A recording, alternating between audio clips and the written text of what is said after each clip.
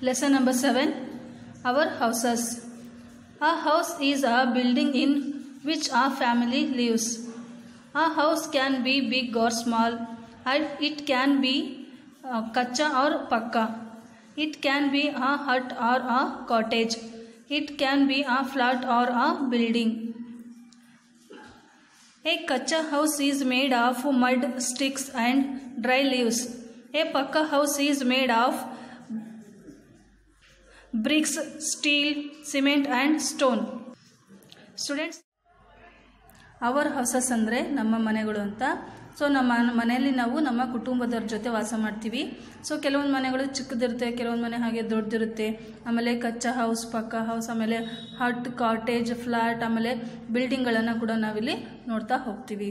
So ಹಾಗಾದರೆ ಈ ಪಕ್ಕಾ ಹೌಸನ್ನು ಯಾವ ರೀತಿಯಾಗಿ ಮಾಡ್ತಾರಪ್ಪ ಅಂದರೆ ಬ್ರಿಕ್, ಸ್ಟೀಲ್, ಆಮೇಲೆ ಸಿಮೆಂಟ್, ಸ್ಟೋನ್ ಇದ್ದ ಏನು ಮಾಡ್ತಾರೆ, ಪಕ್ಕಾ ಹೌಸನ್ನು ಮಾಡ್ತಾರೆ. ಹಾಗಾದರೆ ಕಚ್ಚಾ ಹೌಸನ್ನು ಇಲ್ಲಿ ಮಡ್, ಆಮೇಲೆ ಸ್ಟಿಕ್ ಮತ್ತು ಡ್ರೈ ಲೀವ್ಸ್ ಇದ್ದ ಮನೆನ ಕಟ್ಟಿರ್ತಾರೆ. A house gives us shelter. It protects us from heat. It protects us from cold.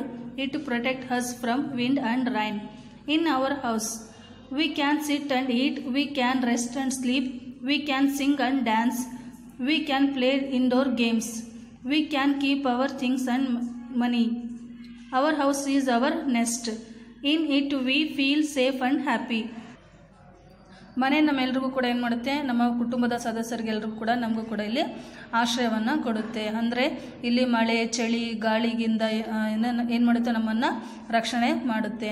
ಹಾಗೆಯೇ ಮನೆ ಒಳಗಡೆ ನಾವು ಏನು ಮಾಡ್ತೀವಿ, ಕೂತ್ಕೊಳ್ತೀವಿ, ಊಟ ಮಾಡ್ತೀವಿ, ರೆಸ್ಟ್ ಮಾಡ್ತೀವಿ, ಸ್ಲೀಪ್ ಮಾಡ್ತೀವಿ ಅಂದರೆ ನಿದ್ದೆ ಮಾಡ್ತೀವಿ. ಹಾಗೆಯೇ ಹಾಡು, ಡಾನ್ಸು ಮತ್ತು ಇಂಡೋರ್ ಗೇಮ್ಸ್ಗಳನ್ನೆಲ್ಲ ಕೂಡ ಮಾಡ್ತೀವಿ. ಅಷ್ಟೇ ಅಲ್ಲದೆ ಮನೆ ಒಳಗಡೆ ನಾವು ನಮ್ಮ ಇಂಪಾರ್ಟೆಂಟ್ ಥಿಂಗ್ಸನ್ನು ಕೂಡ ಇಟ್ಟಿರ್ತೀವಿ, ಮನಿಯನ್ನು ಕೂಡ ನಾವು ಇಟ್ಟಿರ್ತೀವಿ.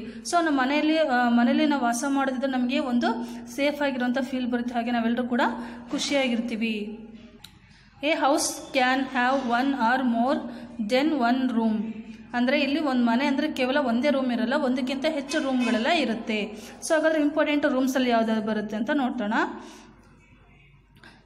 A kitchen is a room where we can cook our food. A bathroom is a room where we can leave a bath. It has a toilet also. A bedroom is a room where we can rest and sleep. A drawing room is a room where we can sit our guest. A dining room is a room where we can eat our meals.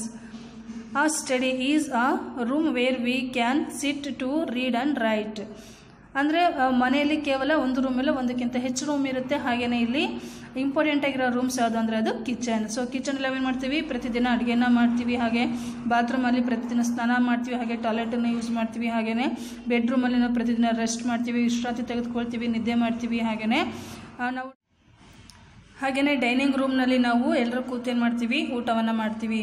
ಮತ್ತು ನಾವು study ರೂಮಲ್ಲಿ ಏನು ಮಾಡ್ತೀವಿ, ಓದ್ತೀವಿ, ಬರಿತೀವಿ, drawing ಮಾಡ್ತೀವಿ, ಆಮೇಲೆ ನಮ್ದೇನಾದ್ರು homework ಮಾಡ್ತೀವಿ. ಇಷ್ಟೆಲ್ಲ ಕೂಡ ಏನು ಮಾಡ್ತೀವಿ, ನಾವು ನಮ್ಮ ಮನೆಯಲ್ಲಿ ಮಾಡ್ತೀವಿ. ನಮ್ಮ ಮನೆ ಕೂಡ ನಮಗೆ ಎಷ್ಟಕ್ಕೊಂದು ಅನುಕೂಲವನ್ನು ಮಾಡಿಕೊಟ್ಟಿದೆ, ಅಂದರೆ ಅಡ್ವಾಂಟೇಜ್ ಎಲ್ಲ ನಮಗೆ ಸಾಕಷ್ಟಿದೆ.